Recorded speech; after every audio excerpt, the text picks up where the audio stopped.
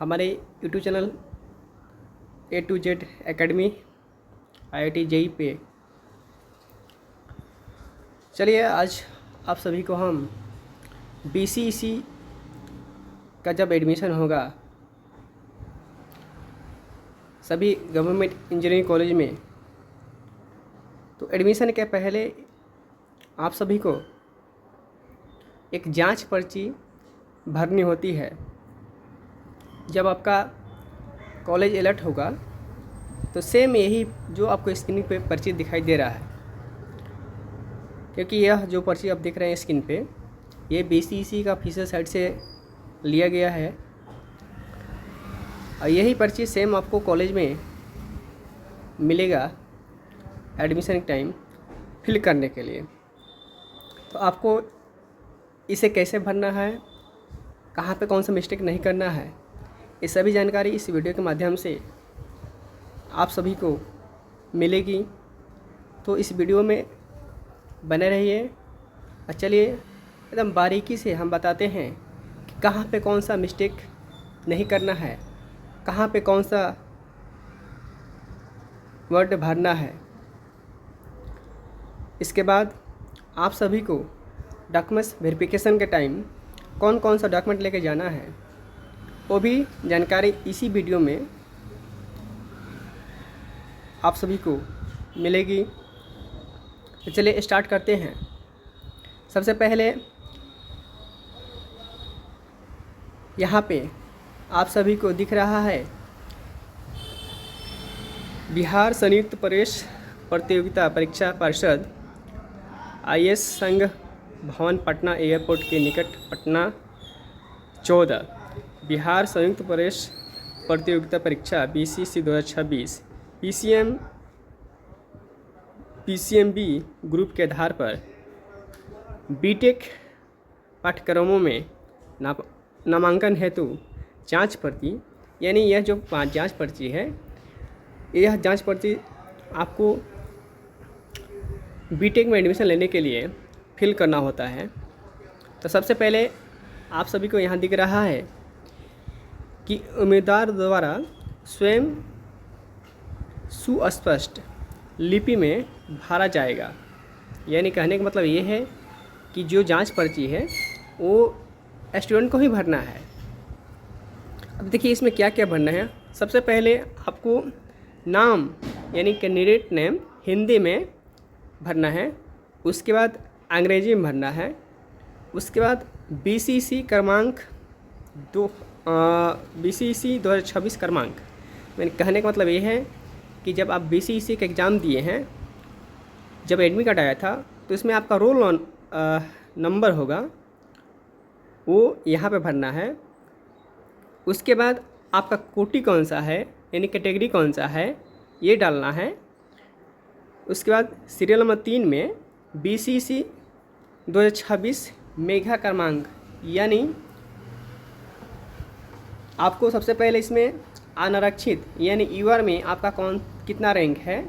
उसके बाद कोटि यानी क में अनारक्षित में भरना है आपका यूआर में कितना रैंक है, और ख यानी कोटि में आपका कैटेगरी में कौन सा रैंक है।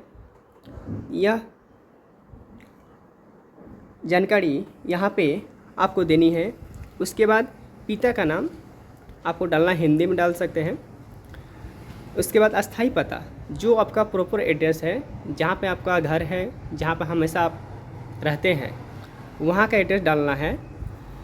उसके बाद 6 नंबर सीरियल नंबर 6 में विद्यालय महाविद्यालय का नाम जहाँ तत्काल अध्ययन कर रहे हैं आप, यानी आप अगर 12th मान लीजिए किए हैं, अगर 26 में पास आउट हैं, तो आपने 12th किस कॉलेज से किया था उसका यहाँ पे नाम डालना है। जो कैंडिडेट जिनका गैप है, ठीक है, तो लास्ट एजुकेशन वो किस कॉलेज से या कहाँ से प्राप्त किए हैं, वो यहाँ पे डालना है, ठीक है।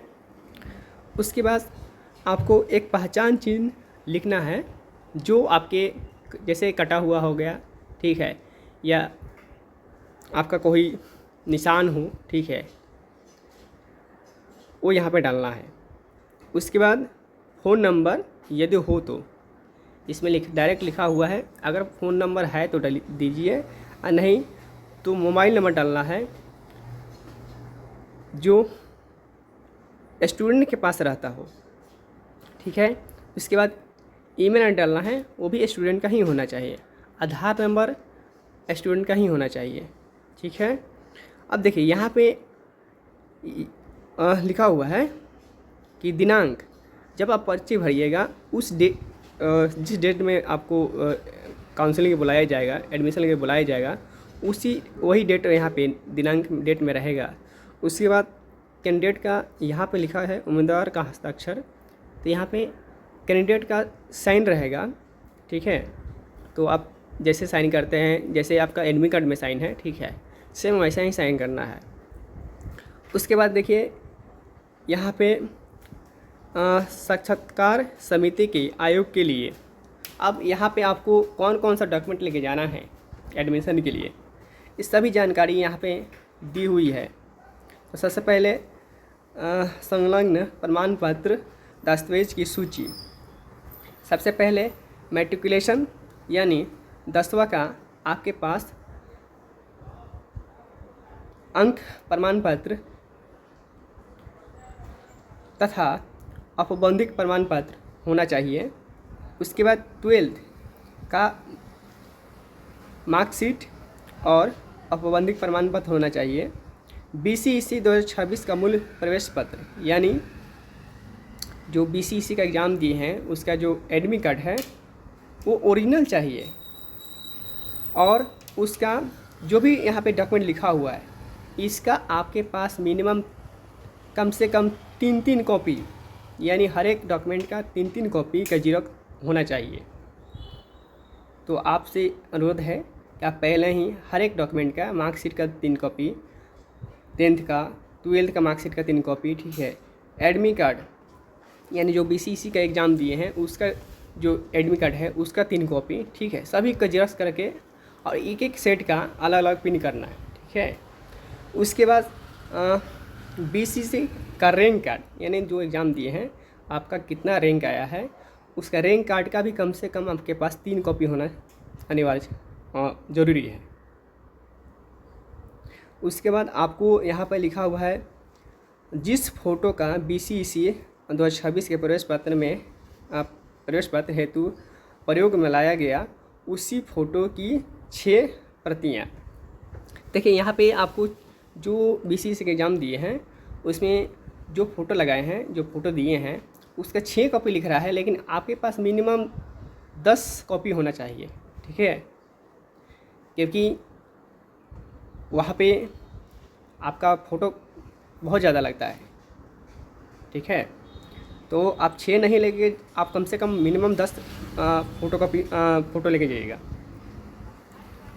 उसके बाद 6 नंबर में अस्थायी निवास के अंचलाधिकारी या राजस्व अधिकारी द्वारा निर्गत मूल जाति तथा आरक्षण कोटि प्रमाण पत्र होना चाहिए।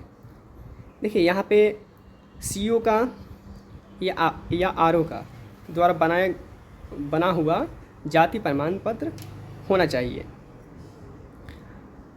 उसके बाद आपका 7 नंबर में आर्थिक रूप से कमज़ोर वर्ग EWS के लिए, यानी जो जनरल में कमज़ोर वर्ग है, जनरल कास्ट में वो लोग EWS बनाते हैं, ठीक है। तो अस्थायी निवासी के लिए DM, SDM, ADM अंचलाधिकारी राजस्व अधिकारी द्वारा निर्गत मूल प्रमाण पत्र होना अनिवार्य होना चाहिए। अब देखिए यहाँ पे EWS जो भी डॉक्यूमेंट बनवाएंगे तो या तो DM का द्वारा बना होना चाहिए, या ADM के द्वारा बना होना चाहिए, या CO का भी चलेगा और RO का भी चलेगा, ठीक है। लेकिन करंट का होना चाहिए। ये जो भी डॉक्यूमेंट है जाति क्या नाम है, कास्ट सर्टिफिकेट, इनकम सर्टिफिकेट और डोमिसाइल, ये 3 महीने के अंदर का बना होना चाहिए। यानी 2026 का अगर बना हुआ है तो और बेटर है, ठीक है। उसके बाद 8 नंबर में अंचलाधिकारी राजस्व अधिकारी द्वारा निर्गत अस्थायी आवास के लिए मूल प्रमाण पत्र जहां आवासीय अर्हता के लिए लागू हो वहां माता पिता के नियोजक प्रमाण पत्र। अब देखिए, और फिर यहाँ पे आरओ या सीओ के द्वारा बनाया गया निवास प्रमाण पत्र होना चाहिए। यहाँ पे 9 नंबर में संस्थान जहाँ अंतिम बार पढ़ाई कर रहे हों के प्रधान के मूल आचरण प्रमाण पत्र यानी कैरेक्टर सर्टिफिकेट, जहाँ पे अपना लास्ट पढ़ाई किया है वहाँ का कैरेक्टर सर्टिफिकेट भी आपको लेके जाना है, कॉलेज द्वारा वो प्रोवाइड किया जाता है।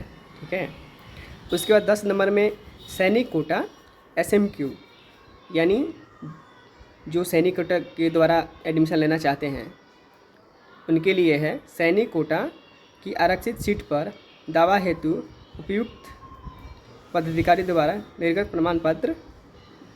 अब देखिए, जो सैनिक कोटा द्वारा अगर एडमिशन लेना चाहते हैं उनके लिए 3 शर्तें हैं कि संबंध एवं आश्रित प्रमाण पत्र। उनके लिए संबंध यानी कौन सा उनका रिलेशन है जो सैनिक में है, वो पापा जी हैं कि भाई हैं कि चाचा जी हैं कि कोई रिलेशन में क्या लगता है। ठीक है, तो उसका एक सर्टिफिकेट चाहिए। उसके बाद सेवारत या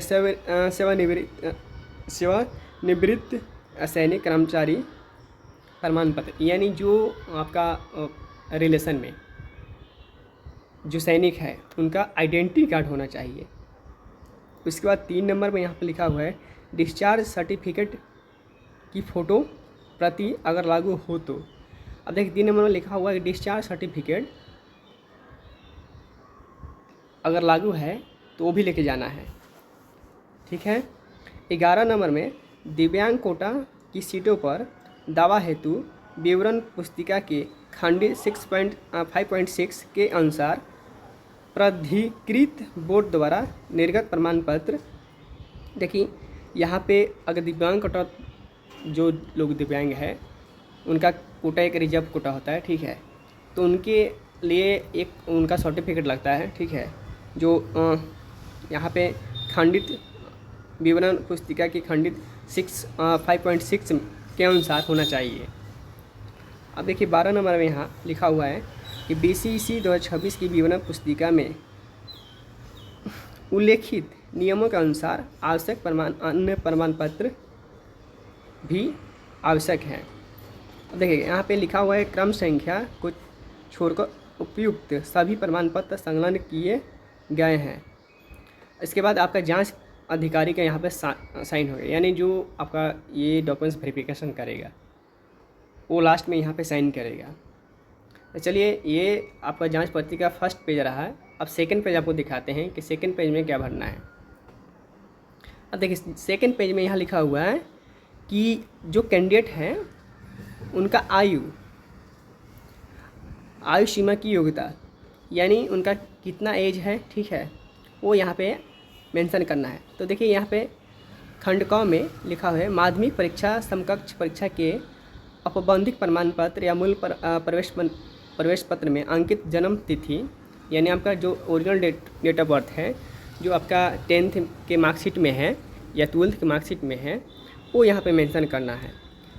और अभी जो करेंट का जो आपका डेट ऑफ बर्थ कितने साल का हो रहा है, ठीक है, 2026 में आप कितने साल का हो रहा है वो यहाँ पे लिखना होगा, आपको लिखना है।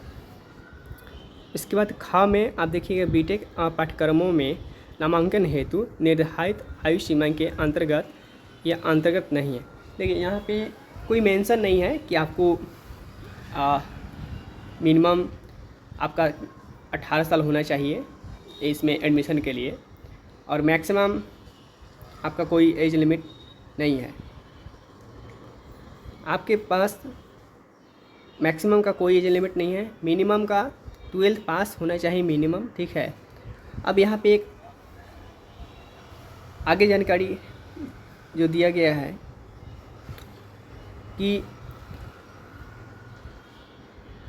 शैक्षणिक योग्यता, यानी आप किस वर्ष में आईएससी की परीक्षा पास किए हैं। जिस वर्ष में 12th परीक्षा पास किए हैं वो यहाँ पे भरना है। उसके बाद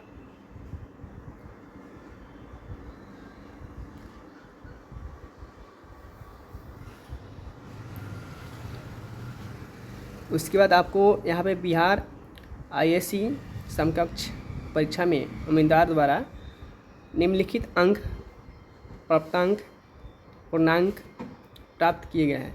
यानी 12th में आप फिजिक्स, केमिस्ट्री, मैथ और अंग्रेजी में कितना नंबर आपको मिला है वो लिखना है। सबसे पहले गणित में यानी 100 नंबर में आपका कितना नंबर मिला है वो लिखना है। फिजिक्स में 100 नंबर में कितना मिला है वो लिखना है। उसके बाद केमिस्ट्री में आपका कितना नंबर आया है वो लिखना है। उसके बाद अंग्रेजी, देखिए यहाँ पे अगर जो पहले के पास आउट होंगे ना उनके पास अंग्रेजी प्लस हिंदी एक होगा 50-50 का, तो वो नहीं भरना है। जो 100 नंबर का इंग्लिश है वो यहाँ पर अंकित करना है। अभी 2026 में या 25 में या 24 में जो पास आउट होंगे, ठीक है, उनका कोई दिक्कत नहीं होगा। जो अंग्रेजी में 100 नंबर का जो अंग्रेजी का एग्ज़ाम हुआ है उसमें कितना नंबर आया है वो यहाँ पे फिल करना है। आगे इसमें लिखा हुआ है कि उम्मीदवार बीसीसी 2026 के आधार पर बीटेक के लिए निर्धारित न्यूनतम शैक्षणिक योग्यता एवं अंक के प्रतिशत को संतुष्ट करता है या संतुष्ट नहीं करता है। अब देखिए यहाँ पे एक नियम है कि आपको बीटेक में एडमिशन लेने के लिए मिनिमम 45% हर एक ईच सब्जेक्ट यानी प्रत्येक सब्जेक्ट में होना अनिवार्य है। यानी आपका मैथ में 45 नंबर होना चाहिए, मिनिमम 45 से ऊपर ही होना चाहिए। उसके बाद फिजिक्स में भी 45 नंबर से ऊपर होना चाहिए, केमिस्ट्री में भी 45 नंबर से ऊपर होना चाहिए, इंग्लिश में भी 45 नंबर से ऊपर होना चाहिए, ठीक है। उसके बाद यहाँ पे आवासीय योग्यता, अब देखिए यहाँ पे आपका जो निवास है, आप कहाँ का अस्थायी निवासी हैं उसके बारे में यहाँ पे लिखना है कि इस प्रमाण पत्र के आधार पर डैश डैश निवास कोटि के अंतर्गत आते हैं। अब देखिए यहाँ पे आपका ये भरना है कि आपका कैटेगरी कौन सा है, ठीक है, ओबीसी है कि जनरल है कि ईबीसी है कि एससी है कि एसटी है, ठीक है, इसको यहाँ पे फिल करना है। उसके बाद आपका पहचान का सत्यापन उम्मीदवार के बाएं अंगूठे का निशान यानी लेफ्ट हैंड का जो थंब है उसका यहाँ पे आपको क्या नाम है कि निशान देना है। उसके बाद आपका जांच पदाधिकारी के सामने उम्मीदवार का हस्ताक्षर, यानी जो आपका यहाँ पे हिंदी और इंग्लिश दोनों में साइन करना है, लेकिन यह साइन डॉक्यूमेंट्स वेरिफिकेशन जो ऑफिसर है वहाँ पे जब डॉक्यूमेंट्स वेरिफिकेशन कराने जाइएगा तो वहाँ पे जो भी अधिकारी होंगे डॉक्यूमेंट्स जो वेरिफिकेशन कर रहे हैं उनके सामने ये साइन करना है, ठीक है। उसके बाद पेज नंबर 3 में यहाँ पे देखिए क्रमांक संख्या 5 में अनारक्षित कोटि में सम्मिलित आरक्षित कोटि के उम्मीदवारों तथा आरक्षित कोटि के अन्य उम्मीदवारों के लिए पात्रता निर्धारण। अब देखिए यहाँ पे क्या लिखा है कि क्रमांक संख्या 5, इसमें भी इसका क है कि उम्मीदवार में निर्धारित सक्षम पदाधिकारी द्वारा निर्गत जाति एवं आरक्षण कोटि का मूल प्रमाण पत्र प्रस्तुत किया है कि नहीं। इस प्रमाण पत्र के आधार पर ये डैश डैश जाति एवं डैश डैश आरक्षण कोटि। अब देखिए इसका कहने का मतलब ये है कि जो आपका जाति प्रमाण पत्र बनेगा, ठीक है, CO RO, ठीक है, DM ADM जो भी है या SDO द्वारा जो भी जाति प्रमाण पत्र बनेगा उसमें आपका कौन सा क्या नाम है कि कास्ट है, ठीक है, और क्या नाम है कि कौन सी जाति है। देखिए इसमें भी होता है कि आप एक तो हो गया आपका कोटि, ठीक है, आपका UR में आते हैं कि OBC में आते हैं कि EBC में आते हैं कि ST में आते हैं कि SC में आते हैं, ठीक है। और एक हो गया कि आप कौन सा कास्ट है, जैसे मान लीजिए कि आप क्या नाम है कि यादव है, कि भूमिहार है, कि कायस्थ है, ठीक है, कि बढ़ई है, कि लोहार है, ठीक है, ये लिखना है यहाँ पे। इसके बाद आपका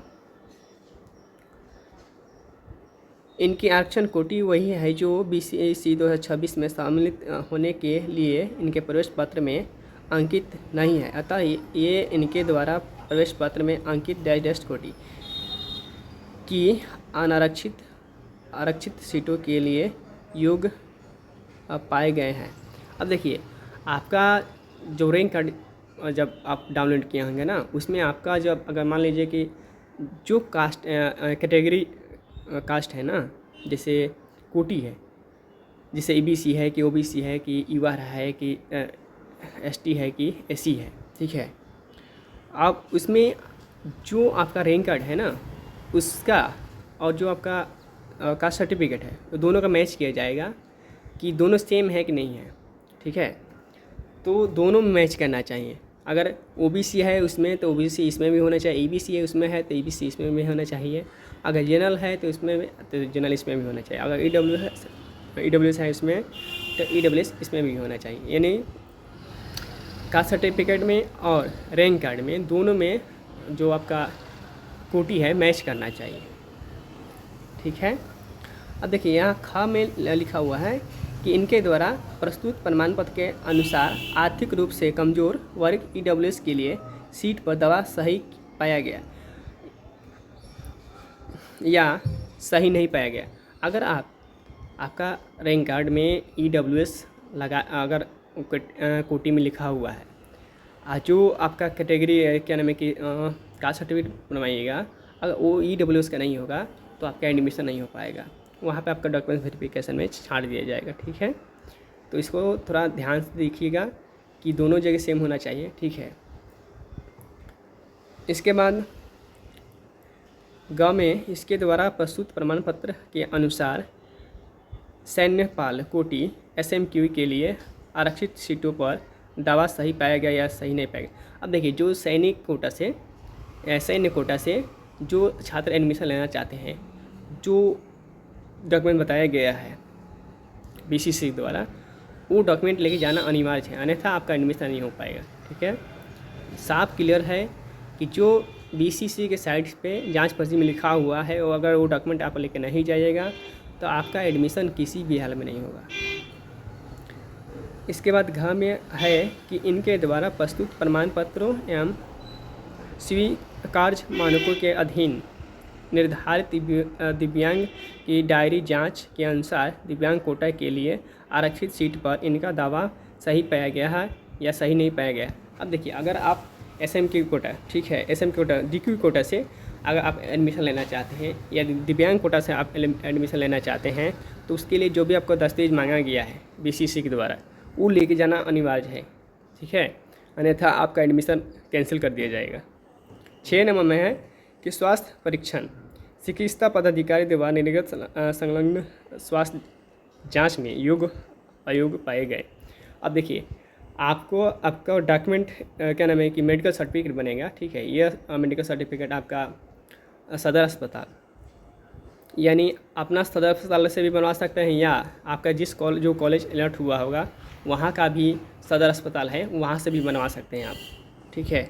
तो बेटर यही रहेगा कि जिस कॉलेज डिस्ट्रिक्ट में आपका कॉलेज अलर्ट हुआ है वहाँ के जाके सदर अस्पताल में आप क्या नाम है कि अपना मेडिकल सर्टिफिकेट बनवाइए। 7 नंबर में यहाँ पर लिखा हुआ है कि उम्मीदवार द्वारा जिस संस्थान के लिए पात्रता प्राप्त है उसका नाम एवं चयन किए गए पाठ्यक्रम का नाम। अब देखिए, इसमें फर्स्ट में आपको ये भरना है कि कौन सा आपका कॉलेज अलर्ट हुआ है, ठीक है। उसके बाद कौन सा ब्रांच अलर्ट हुआ है, 2 चीज़ें भरना है। फर्स्ट में आपका कॉलेज का नाम डालना है, सेकंड में आपका कौन सा ब्रांच अलर्ट हुआ है, ठीक है।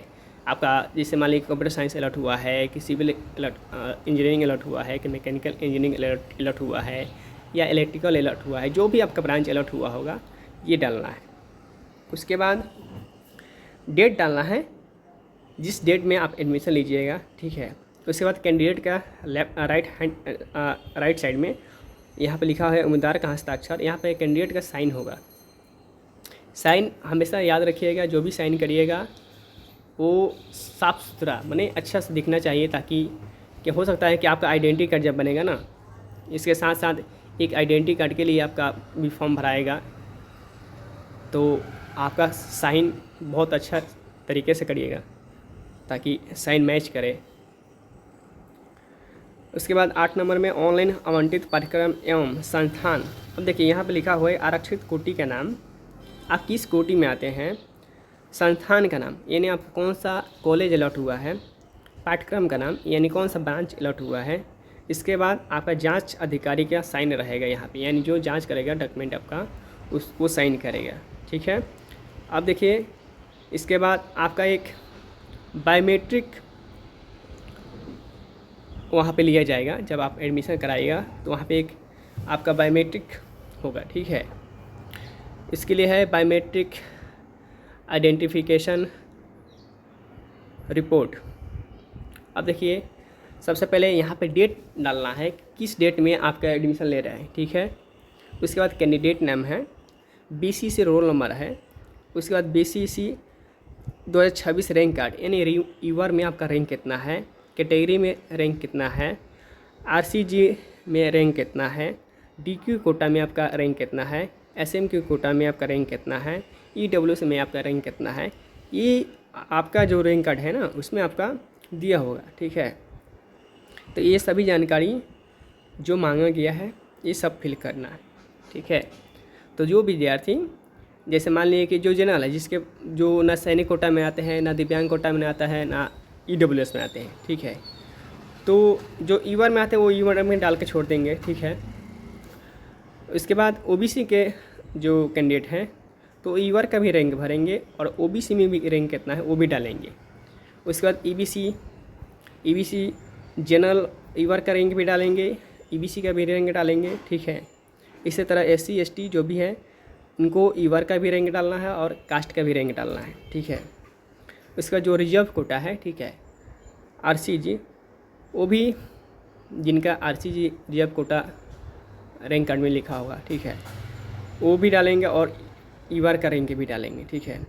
इसके बाद यहाँ पे DQ कोटा जो दिव्यांग कोटा में आते हैं उनका ईवर का भी रैंक डालना है और दिव्यांग कोटा का रैंक भी डालना है। ठीक है। SMQ कोटा जो सैन्य कोटा के अंतर्गत आते हैं वो ईवर का भी रैंक डालेंगे और SMQ कोटा का भी रैंक डालेंगे। जो EWS में आते हैं, जो क्या नाम है कि जनरल का ही एक जनरल कास्ट का ही वो एक मतलब कमज़ोर वर्ग के अंदर में ये लोग आते हैं, तो वो लोग ईवर का भी डालेंगे और EWS में भी उनका जो रैंक है वो भी डालेंगे। ठीक है। उसके बाद आपका डालना है आधार नंबर, मोबाइल नंबर। ठीक है। उसके बाद आपका लेफ़्ट हैंड का जो थंब है उसका यहाँ पे निशान देना है। उसके बाद कैंडिडेट सिग्नेचर ऑफ कैंडिडेट, उसके बाद छात्र का यहाँ पे सिग्नेचर होगा।